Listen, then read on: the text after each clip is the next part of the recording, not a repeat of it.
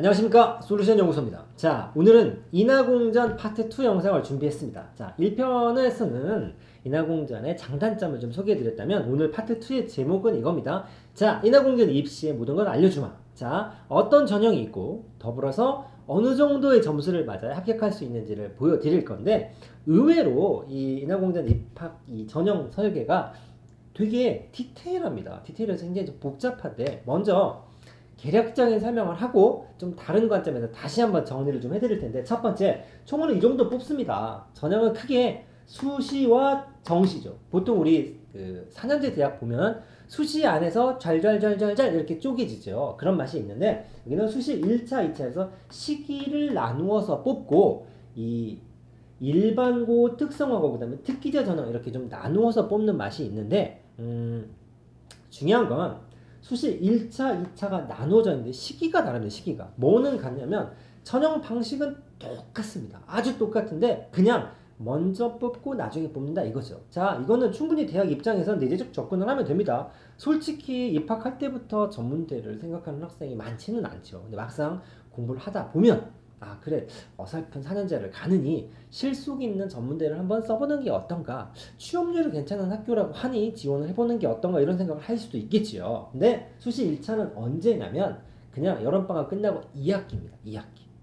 우리 보통 수시 생각하는데 바로 그 시기입니다. 근데 수시 2차는 기간이 어떻게 걸려있냐면 수능시험 전부터 수능 끝나고 며칠 후까지 이렇게 딱 걸쳐져 있습니다. 무슨 얘기냐면 수능 시험을 잘 보고 싶겠지만 준비가 잘 안 된 학생들도 있고요. 아쉽게도 그날 컨디션 난조로 인해서 평소보다 성적이 안 나온 친구들이 지원을 하게끔 디자인된 전형이라고 보시면 됩니다. 다시 말해서 수시 1차, 2차는 똑같으나 모집 시기가 다르다. 그리고 정시는 당연히 수능 보고 나서 성적표 받고 지원한다, 이렇게 보시면 됩니다. 그래서 수시 1차, 2차 한 덩어리, 시기만 다르고 정시 이렇게 뽑는다 보시면 되죠. 그런데 성적 반영 방법을 이제 찾아볼 텐데, 수시에서도 조금 차이가 있습니다. 수시에서 차이가 있는 건 뭘 기준으로 따지냐면, 잘 보셔야 되는 게 공업 계열과 사회 실무 계열이 있다고 제가 말씀드렸죠. 파트 1을 보시면 좀 참고가 되실 텐데, 공업 계열은 뭐냐면 뭐 전기과, 전자과, 컴퓨터, 소프트웨어 이런 과들이죠. 즉 우리가 생각하는, 흔히 생각하는 공대 관련 학과입니다. 즉 엔지니어를 양성하는 그런 과들이죠. 그러다 보니 아무래도 문과보다는 이과 학생들이 지원을 하고, 그 다음에 그 관련 과목에 대해서 얼마나 공부가 잘 돼 있는지 이런 게 평가 기준이 된다는 얘기입니다. 반면에 사회실무 계열이라고 하면 항공운항학과, 비서학과, 그 다음에 뭐 호텔 경영학과 이런 과들이죠. 다시 말해서 우리가 흔히 얘기하는 서비스업입니다. 서비스업. 즉 행정 업무도 보긴 보겠지만 사람을 응대하는 직업이라는 얘기죠. 그러다 보니까 이 사람이 서비스업을 수행하는데, 이 임무를 수행하는데 괜찮은 사람인지 머릿속에 성적대뿐만이 아니라 사람 자체도 좀 판단을 해야겠다. 그래서 면접 점수가 굉장히 높습니다. 그래서 공업 계열은 성적만 본다, 이렇게 생각하시면 되고, 사회 실무 계열은 성적은 기본 깔지만 면접 점수가 더 압도적으로 높다, 이렇게 이해하시면 됩니다. 그래서 그러한 관점에서 보시면 뭐 200점, 공업 계열은 수시에서 학생부 200이고 사회 실무 계열은 내신 200에 면접 300이 들어간다. 또 특기자 전형에서는 공업 계열은 어떻게 학생부 200에 어학 성적 300인데 사회 실무 계열은 어학 성적 200에 면접 300이다, 이렇게 들어가 있지요. 그러니까 이런 식으로 나눠 생각 되게 복잡한데 정리하면 딱 이렇게 됩니다. 무엇이냐? 공업 계열과 사회 실무 계열. 내가 인하공전에서 어떤 학과를 쓸 건지를 먼저 결정하시면 전형이 좀 깔끔하게 정리가 됩니다. 첫 번째, 나 공업 계열이다. 그럼 수시 쓸 거냐, 어학 특기자 수시 쓸 거냐, 정시 쓸 거냐죠. 즉 내가 수시를 쓰는데 학생부형입니다. 즉 내신이 괜찮다.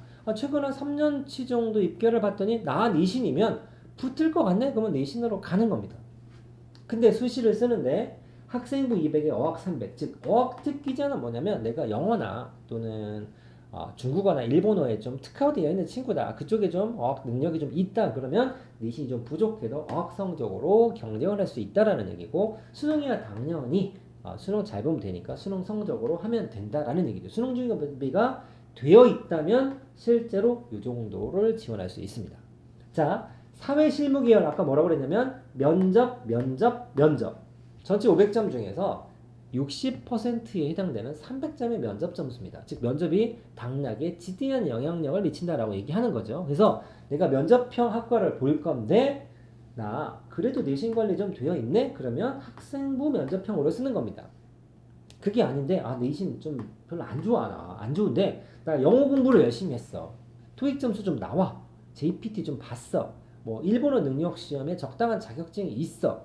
아무래도 뭐 호텔 비서 항공 이런 데 보면 외국인을 상대할 수도 있겠죠. 그러다 보니 이런 전형을 따로 설계한 게 아닌가 싶습니다. 나 그동안 내신을 너무 관련이 안 돼서 다른 건 모르겠지만 내가 수학 빼놓고 나머지는 수능 공부를 좀 할 수도 있을 것 같아 라고 하면 이 면접형 과들은 수능 200이 들어가 있긴 하지만 수학 성적을 보지 않기 때문에 국어나 영어를 좀 좋아하는 친구들이라고 하면 정시를 지원하는 것도 괜찮다 이렇게 보시면 됩니다. 자, 그래서 다시 정리하면 공업 계열과 사회실무 계열을 구분해서 전형을 살펴보시는 게 유리하다, 이해가 쉽다 이 얘기죠. 세부 사항 간단하게 좀 짚어볼 텐데 학생부 보시면 빨간색만 보시면 됩니다.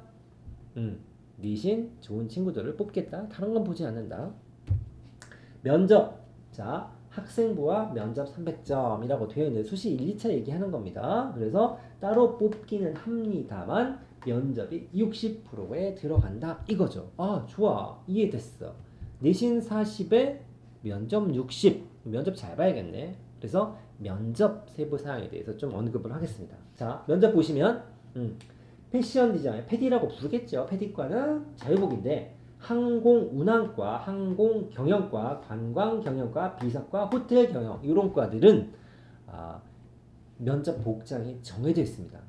그 복장 자체로나 뭔가 튀면 되지 않기 때문에 학교에서 제시하는 기준이 있는데 윗돌이, 아랫돌이 신발인데 상의는 티셔츠를 입고 와야 된답니다. 그런데 학교에서 줍니다. 내가 너무 튀는 흰색을 입고 오면 안 된다. 그래서 학교에서 주는 일종의 시험 복장을 제공한다 이거죠.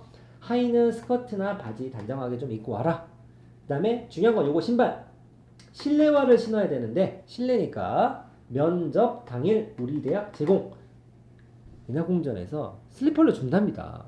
그러니까 혹시나 내가 그 키나 신장 이런 부분이 약간의 단점이라고 생각하시는 분들은 평소에 힐이라든가 키높이 신발을 애용하셨을 수도 있겠지만 여기 면접을 볼 때는 그게 허용이 되지 않는다. 똑같이 납작한 슬리퍼를 신고 면접을 봐야 된다. 요거 좀 유념하셔야 됩니다. 그래서 좀 인터넷을 뒤져보니 딱 사진으로 이렇게 입으셔야 됩니다라고 정해져 있길래 한번 보여드릴 텐데 좋은 예입니다.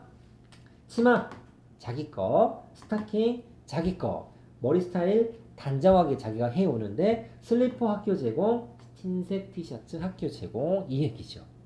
당연히 좋은 예를 보여드렸으니까 나쁜 예도 한번 재미로 보여드리면 이러면 안 된다라고 나쁜 샘플입니다. 검은색 스타킹 안 된답니다. 긴 치마나 바지나 너무 짧아도 안 좋고 요거 이제 핫팬츠 이런 것도 아무래도 면접 보러 가는데 이렇게 입고 가진 않겠지만 이러면 안 된다라는 샘플 정도가 되죠. 자, 여기까지 해서 학생부에서 공학계열은 내신만 본다. 그 다음에 면접형은 면접이 중요하다 이런 얘기를 해드렸습니다. 어학특기자입니다. 어학특기자도 내신이나 수능 대신에 이 어학 성적을 본다는 얘기입니다. 어학 성적을 봐서 여기는 학생부에다 어학 성적, 그 다음에 사회 실무 계열은 어학 성적의 면접. 역시 이건 면접이 중요하죠. 그래서 내신 좀 못해도 이런 학과들 같은 경우 아마 제 생각에는 공학 계열보다는 사회 실무 계열 쪽이 이 어학특기자를 좀 지원하는 학생들이 좀 있지 않을까. 왜냐면 요거 같은 경우는 수능을 안 봐도 되고 내신이 좀 많이 안 좋더라도 영어나 일어나 중국어 중에 하나만 내가 좀 특기가 있다고 하면 면접으로 패스할 수 있는 전형이다 라고 보여집니다. 자, 어학 점수 산출하는 방식은 이렇게 나와 있으니까 한번 참고하시고, 자, 학생부 전형의 등급 컷을 한번 보도록 하겠습니다. 요거는 사회 실무 계열이라기보다는 공업 계열 위주로 설명을 합니다. 왜냐? 면접이 중요한 전형은 의미가 없죠. 그렇죠? 그러다 보니 내신 100% 뽑는 공학 계열로 좀 찾아볼 건데 특징은 한 3점대 초반부터 5점대까지도 가죠. 항공기가 되게 유명한데 2.5, 2.6 정도 내신이 돼야 합격을 좀 무난히 할 수 있다라고 보여집니다. 특징은 1차에 비해서 2차가 대체적으로 입것이 좀 높습니다. 다 모든 거가 그렇진 않습니다만 빨간색으로 표시되어 있는 데가 1차와 2차의 평균인데 컷이 좀 높은 거를 일부러 좀 표시를 해놨습니다. 그래서 오른쪽이 좀 더 많죠. 즉 1차 평균보다는 2차 평균이 조금 더 높다. 다른 과도 살펴보면 1차보다는 2차 평균이 좀 높다라는 게 전반적인 특징입니다. 이거는 뭐 비단 작년뿐만이 아니라 최근 몇 년 동안 대체적으로 그러했다라는 거니까 내가 만약에 인하공전을 미리 공리를 했다. 내가 꼭 가고 싶다라고 하면 2차보다는 1차 쪽으로 먼저 고민을 하시는 게 합격 확률은 좀 더 높지 않을까 싶습니다. 오른쪽에 나와 있는 건 충원율이죠. 충원율이 뭐 보통 2바퀴에서 많게는 3바퀴, 4바퀴도 가는데 전문대는 충원율이 높을 수밖에 없는 게 수시 6장 카드에 들어가지 않습니다. 내가 쓰려고만 하면 얼마든지 여러 군데를 넣을 수 있기 때문에 아무래도 확률을 높이기 위해서 여러 군데 쓰겠죠. 그러다 보니 자연스럽게 이런 충원율이 좀 높아갑니다. 그래서 보통은 전문대를 내가 썼다라고 하면 충원율 한 3바퀴는 돌지 않겠어? 보통 이렇게 많이 생각을 하죠. 과마다 특징은 있습니다. 다 그런 건 아닙니다. 그래서 충원율과 학생부 평균 정도를 살펴봤습니다. 자, 다음은 정시입니다. 정시. 정시 전형은 수능만 잘 보면 된다고 그랬죠? 여기서 짚고 갈 건 딱 하나입니다. 뭐냐면 공업 계열은 국어를 보지 않습니다. 수영탐 3과목이고 실무 계열이나 패션 디자인과는 뭘 보지 않느냐? 당연히 예상하셨겠지만 수능 성적에서 수학을 보지 않습니다. 국어, 영어, 탐구 한 과목을 보게 됩니다. 아무래도 배려를 좀 한계겠죠? 서비스 업종이다 보니 무조건 잘하는 애를 뽑는다기보다는 영어나 국어 쪽에 이제 능력치를 보는 게 조금 더 유리하다 이 얘기겠죠. 그래서 요 정도만 참고하시고 입결을 보시면 자, 학교에서 발표한 자료는 이렇습니다. 3과목에 합을 넣어놨는데 편백을 한번 때려보니까 초록, 파란색처럼 나왔죠. 그래서 2019학년도, 그 다음에 2020학년 정도가 나왔는데 보시면 알겠지만 빨간색이 입결에도 높은 학년도입니다. 즉 재작년에서 작년 넘어올 때 입결이 조금씩 오른 과보다는 떨어진 과가 조금 많았다. 이 정도 참고하시면 되고 60 중반에서 높은 과는 87, 82%까지도 올라갔죠. 그래서 이 수시 입결, 학생부 입결과 정시 백분위 입결을 살펴보면 등급을 굳이 비교를 한다고 하면 학생부 이 평균이 조금은 더 낮습니다. 즉 인하공전에 있는 대부분의 과들을 쓴다고 하면 수능 공부에서 정시로 가는 경우보다는 미리미리 준비해서 학생부 전형으로 가는 게 조금은 더 유리하지 않나 라고 판단이 되어집니다.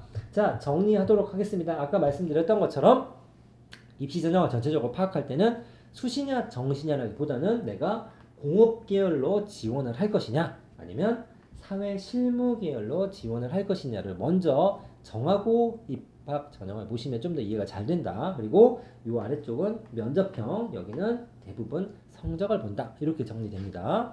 마무리 정리는 이겁니다. 인하공전 취업률 괜찮습니다. 1편에서 소개해 드렸습니다만 전체 취업률이 전국 4년제 대학 평균치와 거의 흡사합니다. 그러니까 전문대긴 하지만 취업률이 괜찮은 학교고 수시를 같은 거 쓸 때도 입학 원서 6장 카드에 걸리지 않기 때문에 좀 여러 장을 쓸 수 있다라는 부분이 장점이라면 장점입니다. 하지만 수시 합격되면 납치되는 건 똑같기 때문에 정시에 지원은 불가능하다라는 거 볼 수 있고 전과제도 시행치 않습니다. 이거 되게 특이하죠. 보통 요즘에 웬만한 학교에서는 복수전과 전과, 그다음에 1전공, 2전공 이런 거 되게 많이 추천하고 유행하긴 합니다만 여기서는 전과제도를 시행하지 않기 때문에 과를 이렇게 할 때 좀 신중해라. 그도 그럴 게 뭐 2년이나 3년 안에 졸업하는데 중간에 전과하고 하는 것들이 좀 쉽지 않죠.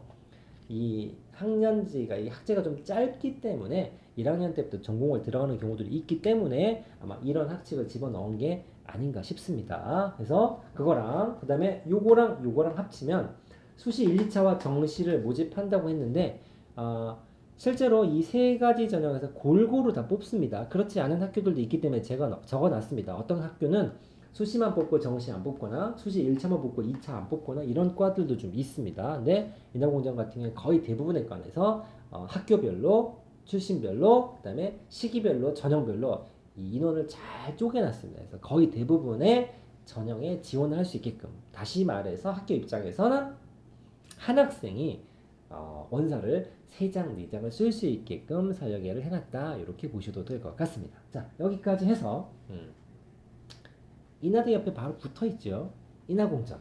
이게 인하공전 같은 경우는 뭐 3대장, 4대장이라고 부를 만큼 이 전문대 쪽에서는 굉장히 유명한 학교입니다만 적어도 이 학교를 한 번이라도 생각하시면 좀 미리미리 준비를 하셔야 합격 확률이 높습니다. 라는 얘기를 드리면서 영상 마무리하도록 하겠습니다.